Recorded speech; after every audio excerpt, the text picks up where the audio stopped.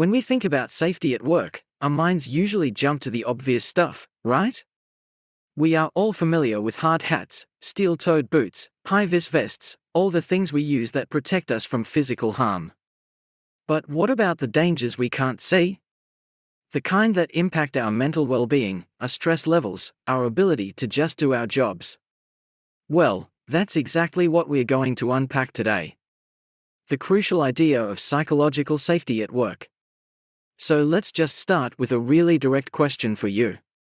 Think about your own job for a second. Your team, the day-to-day pressure, is it a place that's safe from all kinds of harm? It's a much bigger question than it sounds because honestly, some of the most common workplace dangers are completely invisible. Now the official term for these invisible risks is a psychosocial hazard. Yeah, I know. It sounds a bit like something out of a textbook. But the definition here, which comes from the SafeWork New South Wales Code of Practice, is actually super straightforward. It's basically anything about your job, the work itself, the environment, how you interact with people that can cause a stress response. And we need to remember that stress, when it's ongoing, can cause very real harm, both psychologically and even physically. Okay, so what do these hazards actually look like on a normal Tuesday afternoon? Let's get away from the official definition and talk about what this stuff feels like in the real world. This is where it could start sounding like something you've experienced at some point. Take a look at this list and think if any of these feel familiar. It may not be every day. Most people can handle an occasional bad day or occasional stress. But if you are constantly feeling the pressure of things like high workloads, feeling like you're constantly drowning in tasks, low job control, where you have zero say in how or when you get your work done, poor support is a huge one, right? It's that feeling that you're totally on your own. And then you've got the more obvious ones like constant workplace conflict or even worse, bullying. These aren't just bad days. They are recognized workplace hazards, and they have very real consequences. Get this. In one case, a single team had 2 psychological injury claims filed in just 1 year. That's 2. This shows you this isn't some abstract concept. It has a real impact on people and on the business. So the big question is, whose job is it to fix this? Which brings us to our next section. Who is actually responsible here? The law is pretty clear that it's a shared duty of care. There's a whole chain of responsibility, and it starts right at the very top. So legally speaking, the buck stops with the business itself. The official term is the person conducting a business or undertaking, or PCBU for short. But you can just think of it as the company, the employer, the organization as a whole. And this duty of care, it's a big one and it is non-negotiable. The business must make sure its workers are safe, both physically and mentally. That means creating safe ways of working and, this is so important, actually talking to and consulting with employees about safety.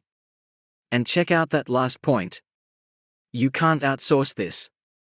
A company can't just hire a consultant and wash their hands of it. This responsibility is fundamental. Next up in the chain of responsibility are the leaders. We are talking about the people in charge, the directors, senior managers, the execs. They have their own specific personal duty to be proactive about safety. Leaders can't just assume everything's okay. They have to do what's called due diligence so they can be confident of the mechanisms in place for managing psychosocial hazards. They need to actually understand the risk their people are facing, make sure there's resources set aside to deal with those risks, and this is the kicker, they have to actively check that the safety plans are working. A policy in a manual or on a website won't cut it. They need to follow up and verify it's making a difference. And that brings us to the final piece of the puzzle, the workers. And that means everybody. Workers need to be mindful that they are not part of the problem. Be supportive of those around you and help out when someone is struggling. A kind word or listening can make a difference. Every employee, every contractor, and, yes, that absolutely includes managers and supervisors too. We all have a role to play in this. This is where we all have some power. We have a responsibility to look after our own well-being and, just as importantly, to make sure our actions aren't harming the people around us. That means following the safety rules, sure, but it also means speaking up. If you see something that's a hazard, whether it's a toxic team dynamic or a pattern of burnout, you have a role to play in reporting it. Okay. So we know what the risks are and who is responsible, but what about the how? How does an organization actually go about fixing these invisible problems? Well, thankfully, there's a clear 4-step playbook for this. And here it is. This is the official risk management process. And it's actually pretty simple when you break it down. First, you identify the hazards. What's causing the stress? Then you assess the risk. How bad is it really? Step 3 is to control it. You put a solution in place to eliminate or at least minimize the risk. And finally, step 4, you review. You circle back to make sure your fix is actually working. Identify, assess, control, and review. It's that simple. Now this 4-step plan isn't just theory. To show you how it works on the ground, let's walk through a real-world example taken straight from the code of practice. So picture this, there's a construction company, and they've got a brand new first-year apprentice. He's struggling. He's making mistakes, and he is way too intimidated to ask his supervisor for help. To make things worse, one of the contractors on site has been really aggressive and critical towards him. This is a classic cocktail of psychosocial hazards. Right? So how did they fix it using the plan? Well, steps 1 and 2, they identified and assessed the hazards. On one hand, you've got poor support and fear. On the other, you have active workplace conflict. So for step 3, the controls, they did 2 brilliant practical things. To fix the support issue, they gave the new guy a buddy, a more experienced apprentice, to show him the ropes.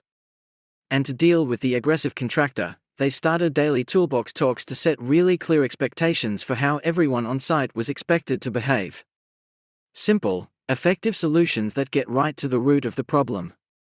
We've covered the risks, who's responsible, and the 4-step plan to fix things. So now, let's bring it all back home and talk about the role that each of us plays in actually making a difference. Because here's the absolute truth, psychological safety isn't created by a policy document sitting in a folder somewhere. It's built in the small moments of our workday. It's in the way a manager checks in on your workload, the way a teammate offers to help when you're swamped, and in having the courage to speak up when something just doesn't feel right. It is a shared responsibility built by all of us every single day. So I'll leave you with this final thought to take away. Forget about huge sweeping changes for just a second and just think about tomorrow. What is one small step, one tiny thing that you or your team could do to make your workplace just a little bit psychologically safer? Because in the end, it's all those small steps added together that truly make a workplace safe for everyone.